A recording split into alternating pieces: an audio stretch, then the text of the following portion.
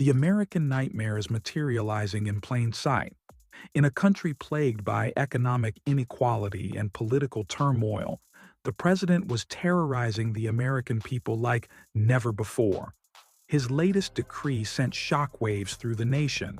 He was calling for all student loan debt to be paid immediately.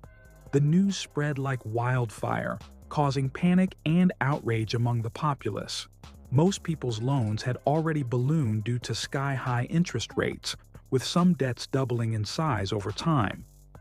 The prospect of having their wages garnished or income tax refunds seized to pay off these debts was a nightmare come true for many struggling Americans. But what puzzled the people the most was the president's refusal to sign an executive order to stop the banksters from robbing them blind with these exorbitant interest rates. It seemed incomprehensible that he would allow such a blatant form of financial exploitation to continue unchecked.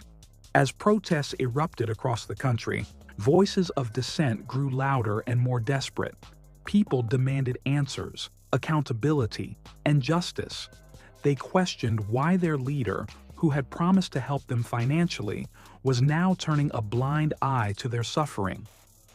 Meanwhile, in a remote corner of the world, a different kind of leader was making waves.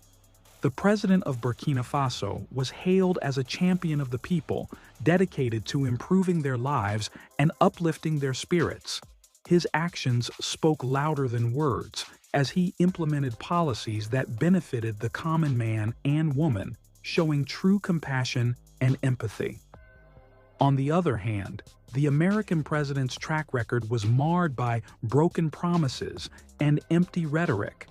He had deceived the people with false claims of no taxes on tips and Social Security, only to backtrack and impose burdensome taxes on the very citizens he had sworn to protect. Amidst the chaos and confusion, many Americans failed to see the truth staring them in the face. They were blinded by the conditioning of a colonizer mindset that normalized abuse and exploitation, leaving them vulnerable to manipulation and deceit. While some viewed the president of Burkina Faso as a threat to world peace, the real danger lurked closer to home. The domestic terrorist in the White House, Donald Trump, posed the greatest threat to democracy and freedom, with his disregard for the welfare of the people and his ruthless pursuit of self-interest. As the storm clouds of uncertainty gathered overhead, the American people faced a critical choice. Would they continue to be pawns in the hands of a tyrant, or would they rise up and reclaim their power and dignity? Only time would tell the outcome of this epic struggle for justice and equality.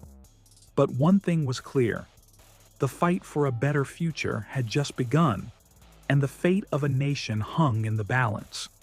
It was a test of courage and resilience, of unity and determination, as the people stood together in solidarity against oppression and tyranny.